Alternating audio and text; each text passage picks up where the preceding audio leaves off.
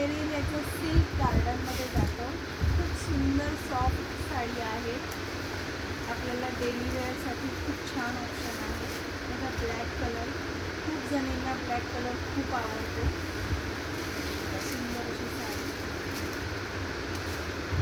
सुंदर असा पदर साडीचा, छान याला असे बुट्टे. पदर पहा किती सुंदर आहे. ऑल ओव्हर साडी प्रिंटेड आहे, छान एकसारखी प्रिंट आहे पूर्ण साडीला. पूर्ण साडी एकसारखी येणार आहे.